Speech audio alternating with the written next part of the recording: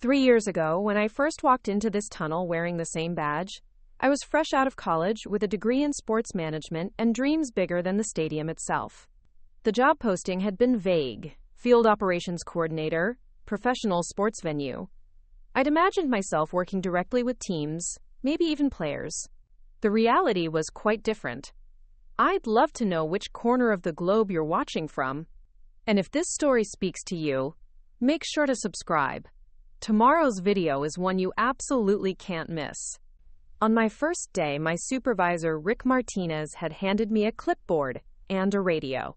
You'll be coordinating field maintenance, equipment logistics, and special event setup, he'd said.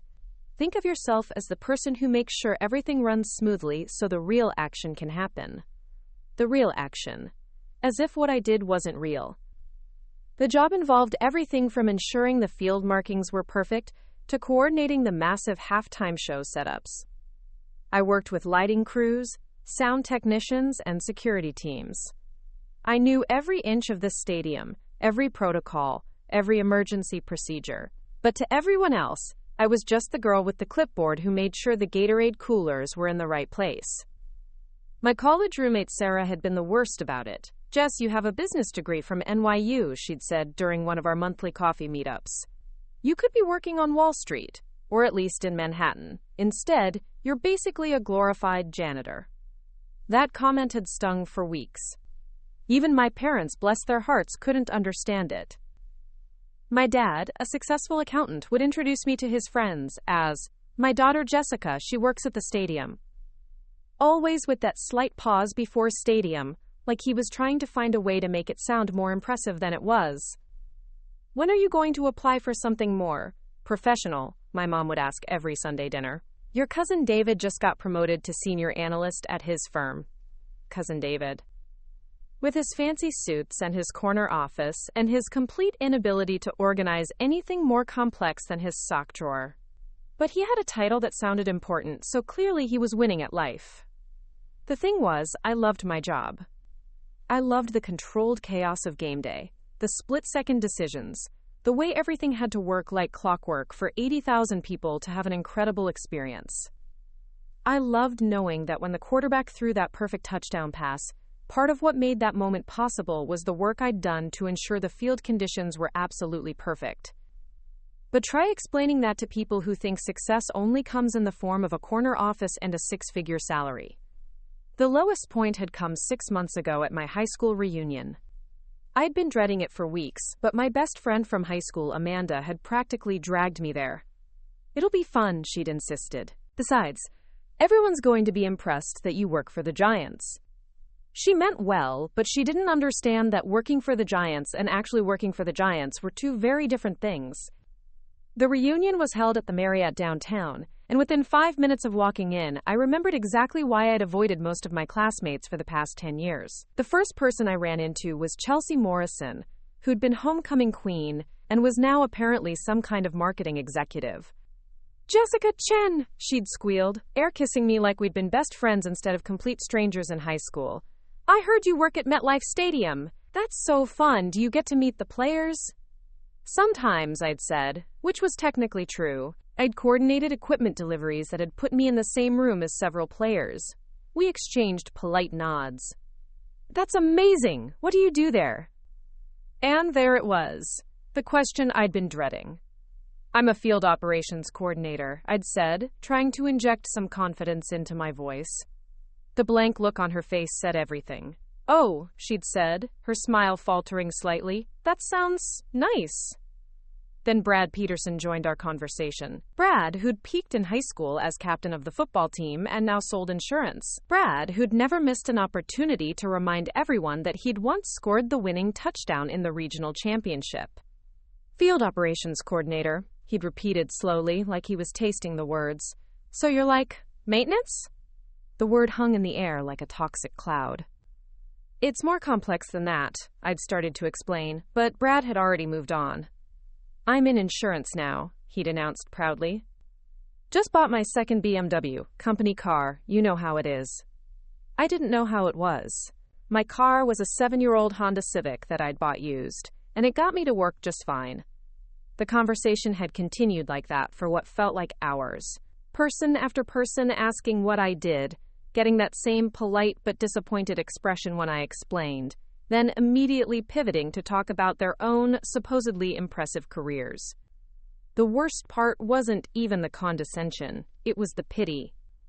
"Well," Chelsea had said toward the end of the night, placing a manicured hand on my arm, "I'm sure it's a stepping stone to something better. You're still young." I was 28, the same age as her, the same age as Brad with his BMWs. But somehow, because my job didn't come with a fancy title or a corner office, I was treated like I was still figuring my life out. I'd driven home that night wondering if maybe they were right. Maybe I was wasting my potential. Maybe I should update my resume and start looking for something more professional. But then Monday morning had come, and I'd walked into the stadium and I'd remembered why I was here. Because what none of them knew, what none of them could possibly understand, was that my little job was actually something much bigger than they could imagine. The Giants were playing the Eagles tonight, a rivalry game that had sold out months in advance. But the real event wasn't the football game. Tonight was also the annual Department of Defense Appreciation Night, where they honored military service members and their families. I'd been coordinating with the DoD liaison office for months, arranging everything from the color guard presentation to the flyover timing.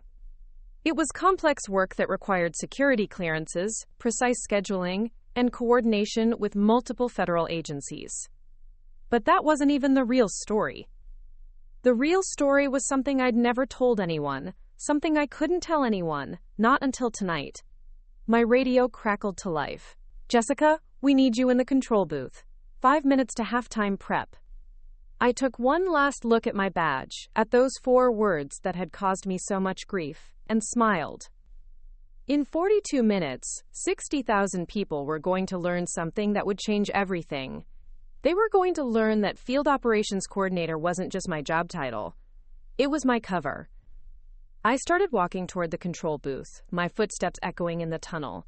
Behind me, the crowd was getting louder as the second quarter wound down. Ahead of me, a small group of people in dark suits was gathered around a bank of monitors, all of them wearing the same kind of badge I had. Except their badges were different. Where mine said Field Operations Coordinator, theirs had titles that would make my college roommate very, very jealous.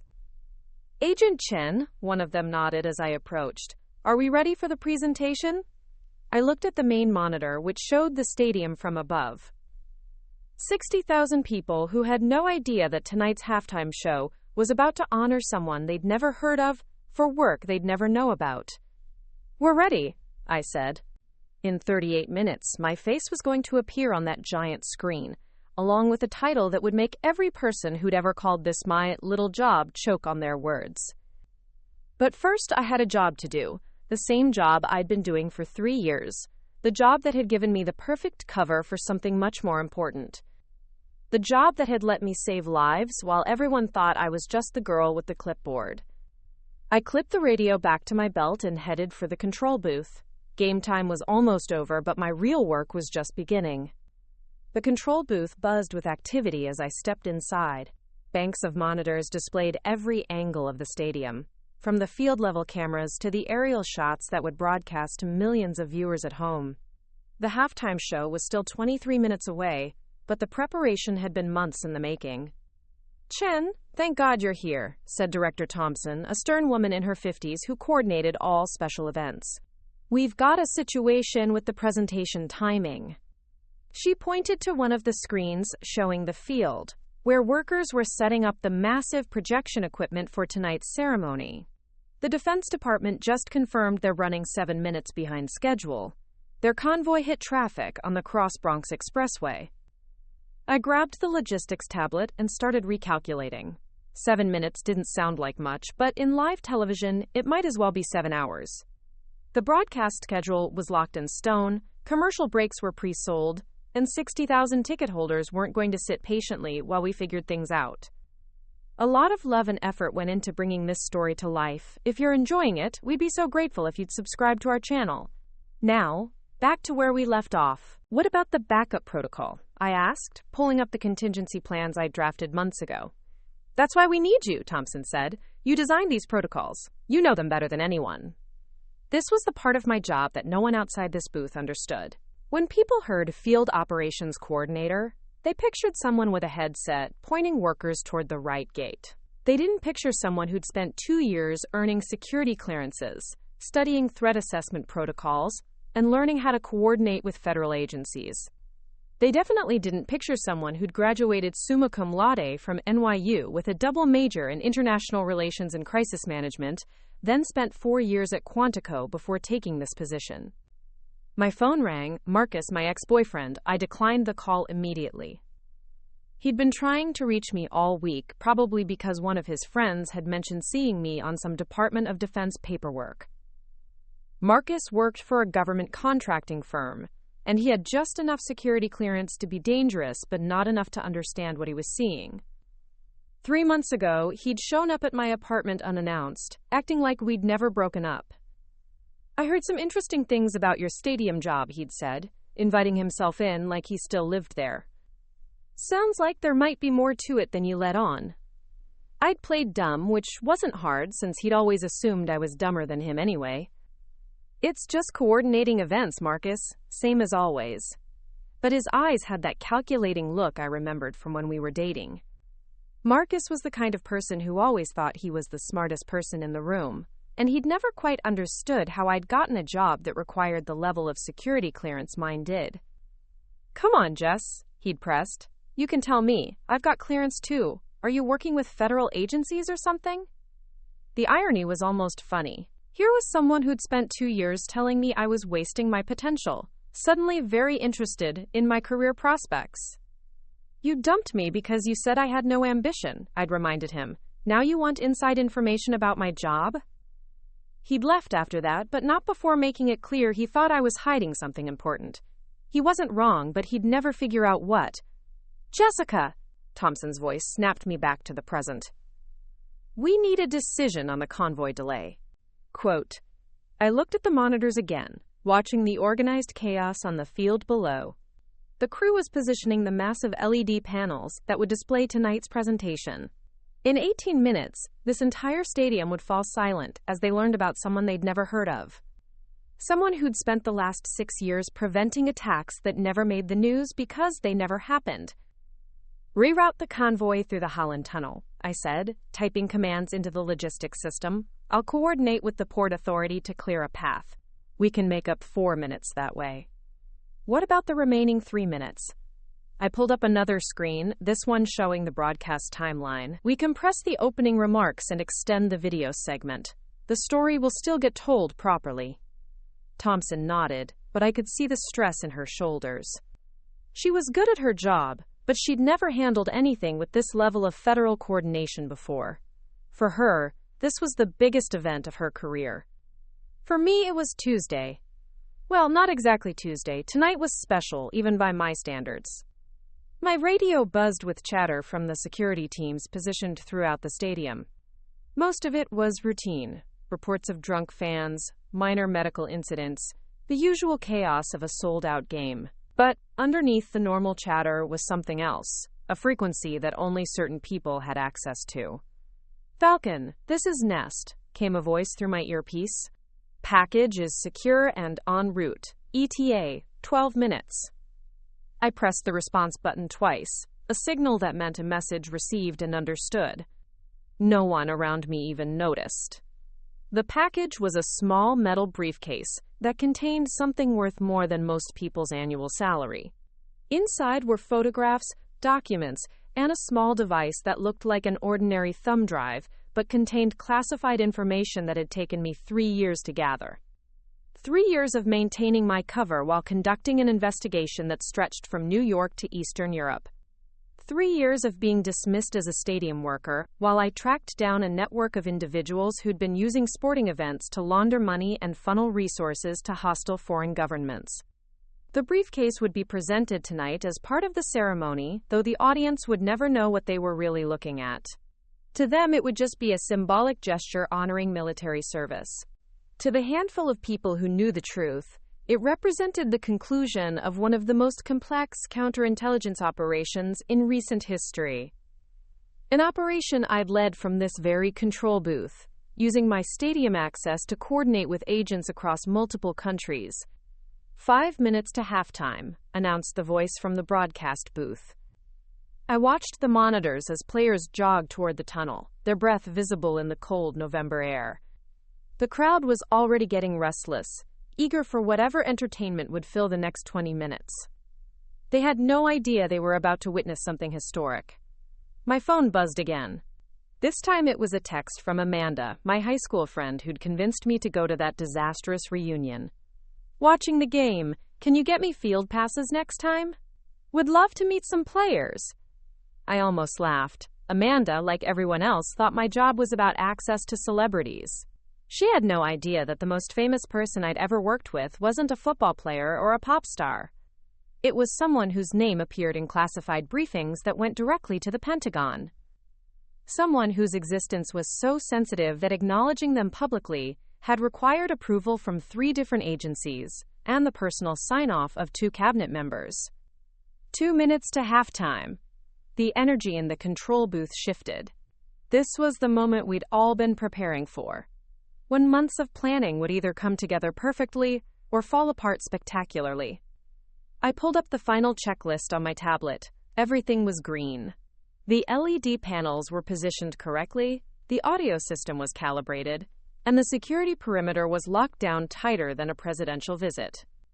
Because, in a way, tonight was bigger than a presidential visit. 30 seconds! The crowd noise reached a crescendo as the teams disappeared into the tunnels. On the main monitor, I watched 60,000 people settle into their seats, most of them probably checking their phones or heading to the concession stands. They thought they were just watching a football game. In 90 seconds, they were going to learn that the person who'd been making sure their game ran smoothly for the past 3 years was someone they'd only heard about in legends. And we're live in 5, 4, 3. The stadium lights dimmed, and the massive video board came to life. Ladies and gentlemen, the announcer's voice boomed across the field. Tonight we honor those who serve our country in ways that often go unrecognized. I felt my heart rate spike as the presentation began. The video showed images of military service members, intelligence operatives, and federal agents who'd made sacrifices that would never be publicly acknowledged. Some of these heroes, the narrator continued, work in plain sight, their true contributions hidden behind ordinary job titles and everyday cover stories. The camera panned across the crowd, showing faces illuminated by the glow of the video board. Most people were paying polite attention, but I could see some already looking at their phones. They had no idea what was coming. Tonight, the voice continued, we recognize someone who has been working among us, protecting us, in ways we never knew possible. My hands were shaking now. In 60 seconds, everything would change. Every person who'd ever dismissed me, every family dinner where I'd been treated like the underachiever, every condescending comment about my little job, was about to be recontextualized in the most public way possible. The video transitioned to show classified documents with names and locations redacted. Even with the redactions, anyone who knew how to read these reports would understand they were looking at something extraordinary. For the past 6 years, the narrator said, one individual has operated under deep cover, using their position at this very stadium to coordinate an international operation that prevented multiple attacks on American soil. The crowd was starting to pay attention now. Conversations were dying down as people realized this wasn't just another routine military appreciation segment. This individual's work has been so classified that until tonight their achievements could not be publicly acknowledged. I watched my supervisor Rick lean forward in his chair, a confused expression on his face. He'd worked beside me for 3 years and had no idea who I really was. Ladies and gentlemen, the announcer said, please direct your attention to the control booth, where we recognize Special Agent Jessica Chen of the Central Intelligence Agency. The camera found me through the control booth window, and suddenly my face was on the screen, 60 feet tall and visible to every person in the stadium. The silence was deafening. For about 3 seconds, you could have heard a pin drop in a stadium built for 60,000 screaming fans. Then the eruption began. It started as scattered applause from the section where the military families were seated, but it spread like wildfire through the stands. Within moments, the entire stadium was on its feet. and the roar was unlike anything I'd ever heard during even the most exciting touchdown. I stood frozen in the control booth, watching my own face on the massive screen while 60,000 people cheered for someone they'd thought was just another stadium employee. The applause rolled over me in waves, and I felt something I hadn't experienced in years, validation on a scale I'd never imagined possible. But the presentation wasn't over. Special Agent Chen, the narrator continued as the crowd noise began to settle, has spent the last 3 years operating under the cover of her stadium position to dismantle an international trafficking network that was using major sporting events to move both money and materials across borders. New images appeared on the screen, maps showing connections between cities, photographs of suspects with faces blurred, and document headers that, even heavily redacted, still told a story of global coordination. This operation, codenamed End Zone, resulted in 47 arrests across 12 countries and prevented what intelligence officials describe as multiple planned attacks on American soil. The crowd had gone quiet again, but it was a different kind of silence now. This wasn't confusion or boredom. This was 60,000 people realizing they were witnessing something far beyond their usual entertainment. My phone was vibrating constantly in my pocket. I didn't need to look to know it was probably exploding with texts from everyone who'd ever questioned my career choices. On the screen, a new graphic appeared showing a timeline of the operation. It was heavily sanitized for public consumption, but it still conveyed the scope of what had been accomplished. Working with federal agencies, international partners, and local law enforcement, Agent Chen's team intercepted communications, tracked financial transactions, and ultimately prevented coordinated attacks planned for major sporting venues across the United States. I caught Rick's eye from across the control booth. My supervisor was staring at me with his mouth literally hanging open. The man who'd spent 3 years giving me assignments about equipment logistics and field maintenance was just now understanding that I'd been running a multinational intelligence operation from the desk right next to his. The terrorists, the narrator continued, had specifically chosen sporting events because of the high concentration of people and the symbolic value of American pastimes. They never suspected that their communications were being monitored by someone they believed was merely a stadium employee. The irony wasn't lost on me. The same dismissive attitude that had frustrated me for years had been my greatest asset. No one suspects the person with the clipboard of conducting international espionage. Director Thompson turned to look at me, her expression cycling through confusion, disbelief, and what might have been respect. "Jessica," she said quietly, "I need to ask, have you actually been doing your regular job this whole time?"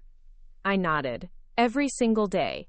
The field coordination, the equipment logistics, the event planning, all of it was real. It just wasn't the only thing I was doing. Which was true. The beauty of the cover was that it required me to actually be excellent at the job everyone thought I had. I couldn't just pretend to coordinate field operations. I had to genuinely ensure that every game, every event, every concert ran flawlessly. On the screen, the presentation was reaching its climax. A new slide appeared, showing commendation letters from agencies whose names made several people in the control booth sit up straighter. For her exceptional service and the successful completion of Operation End Zone, Special Agent Chen has been awarded the Intelligence Medal of Merit, the CIA's highest honor for operational achievement. The camera zoomed in on me again, and I could see myself on the monitor, standing in the control booth wearing my standard stadium uniform of khakis and a polo shirt, looking nothing like what most people probably imagined a decorated CIA agent would look like. Which had always been the point. The crowd erupted again, but this time the applause had a different quality. It wasn't just appreciation, it was awe. These people were processing the fact that someone they'd walked past in the concourses, someone who'd probably helped them find their seats or directed them to the nearest bathroom, had been conducting work that literally kept them safe. My radio crackled with messages from security teams throughout the stadium. Most of them had worked with me for years without knowing my real background. "Control, this is Section 117. Did I just hear that right about Jessica?" "Control, Section 203. Agent Chen? Our Jessica Chen?" "Control, main gate. Holy hell, boss. No wonder you always knew the federal protocols so well." I smiled despite myself. These were good people who'd become genuine colleagues over the years. Learning my real identity probably explained a lot of things that had seemed odd about my job performance. Like why I always insisted on personally reviewing security protocols for high-profile events. Or why I seemed to have mysteriously good instincts about crowd control and threat assessment. Or why I'd been the one to suggest enhanced screening procedures that had seemed unnecessarily thorough at the time, but had since become standard practice. Agent Chen, came a voice through my specialized earpiece. This is command. You're cleared to proceed to the field for the presentation phase. This was it. The moment I'd been both dreading and anticipating for months. I looked around the control booth one last time. Thompson was still staring at me like I'd sprouted wings. Rick was frantically typing on his phone, probably Googling my name to see if there were any news articles he'd missed. The rest of the crew was trying to process what they'd just learned about their colleague. I'll be back in 20 minutes to help with the post-game breakdown, I told Thompson, as if I hadn't just been revealed as a federal agent on live television. She laughed, a slightly hysterical sound. Jessica, I don't think you're going to be breaking down equipment anymore. She was probably right. This level of public exposure typically meant the end of any undercover operation. After tonight, I'd be reassigned to something that didn't require maintaining a civilian cover identity. I was going to miss this place. I made my way through the corridors toward the field level, passing stadium workers who were pointing and whispering. Most of them had worked alongside me for years, and they were all having the same realization. The quiet coordinator who'd helped them solve logistical problems and navigate bureaucratic challenges had been something completely different the entire time. Jessica, called out Maria Santos, one of the senior maintenance supervisors. Girl, you've been holding out on us. Quote. I paused to talk to her. Maria was a single mother who'd been working at the stadium for 15 years, and she'd always been kind to me when I was still figuring out the job. I'm sorry I couldn't tell you, I said. The work required. Are you kidding? She interrupted. Do you know how cool this is? I've been working with a secret agent for 3 years and didn't even know it. Wait until I tell my kids. Her excitement was infectious, and I found myself smiling genuinely for the first time all evening. Maybe this revelation wouldn't be as complicated as I'd feared. I continued toward the field, passing through security checkpoints where guards who'd waved me through for years were now looking at me with entirely new expressions. Some seemed nervous, like they were worried they'd done something wrong. Others looked impressed, as if they were seeing me clearly for the first time. The tunnel leading to the field was buzzing with activity. Members of the Honor Guard were lined up in perfect formation, their dress uniforms immaculate under the bright lights. Federal officials I'd worked with for months but had never been able to acknowledge publicly were finally able to make eye contact and nod in recognition. Agent Chen, said Deputy Director Williams, a tall man whose presence commanded immediate attention. Are you ready for this? I straightened my shoulders. Yes, sir. Good. The director wanted me to tell you personally that this operation has been one of the most successful penetration missions in recent agency history.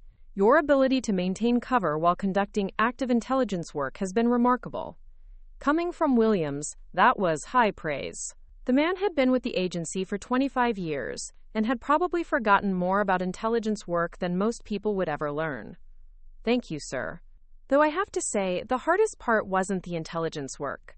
It was pretending not to notice when people assumed I wasn't smart enough to understand what they were talking about. Williams chuckled. The best covers often require the greatest personal sacrifice. Tonight, that sacrifice ends. The tunnel began to vibrate with the sound of the crowd. They were chanting something, but I couldn't make out the words over the echo. What are they saying? I asked one of the Honor Guard members. He grinned. They're chanting your name, Agent Chen. Jessica started in section 126 and spread through the whole stadium. Quote, my name. 60,000 people were chanting my name. 3 hours ago, most of these people wouldn't have known I existed.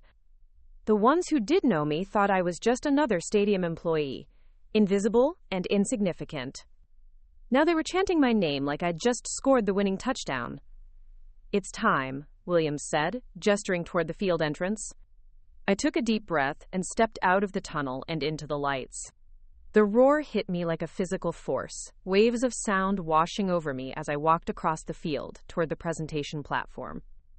The video board was showing highlights from the operation, surveillance footage of arrests being made, maps showing the international scope of the network we'd dismantled, and testimonials from other agents and foreign intelligence partners. But what struck me most was the faces in the crowd. 60,000 people who'd been expecting halftime entertainment were instead witnessing something they'd probably never forget. As I reached the platform, I caught sight of a familiar figure in section 137. Marcus, my ex-boyfriend, was staring at me with an expression I'd never seen before, something between shock and what might have been regret. 3 rows behind him, I spotted Chelsea Morrison from my high school reunion, her mouth hanging open as she undoubtedly realized that the girl she'd pitied for having a stepping-stone job had actually been conducting work that would probably be studied in intelligence training programs for decades. But the face that made me smile was in section 203. Brad Peterson, the former football captain who'd asked if I was like maintenance, was pointing at the screen and saying something to the people around him with an expression of complete disbelief.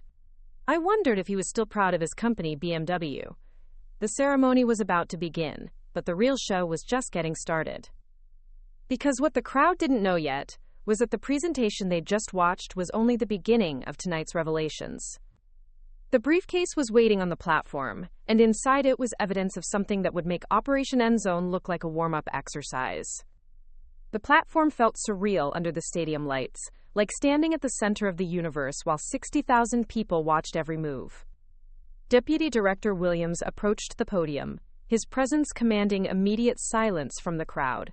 "Ladies and gentlemen," his voice echoed across the field, "what you've witnessed tonight represents just the surface of Agent Chen's contributions to national security." I felt my stomach drop. We hadn't discussed revealing anything beyond Operation Endzone. The briefcase beside me suddenly felt heavier, and I realized Williams was about to take this presentation in a direction I hadn't anticipated. 3 months ago, he continued, Agent Chen provided intelligence that led to the prevention of a coordinated attack planned for Super Bowl Sunday. An attack that would have targeted not just the game itself, but simultaneous strikes on major sporting venues across 12 cities. The crowd's murmur rose like a wave. This was information that had been classified at the highest levels. The fact that Williams was declassifying it here, now, in front of 60,000 civilians, meant something significant had changed in the last few hours. My earpiece crackled with a message meant only for me. Phase 2 is authorized. The president signed off 20 minutes ago. Phase 2. I'd hoped we wouldn't need Phase 2. Williams opened the briefcase, and I saw several items that made my heart race.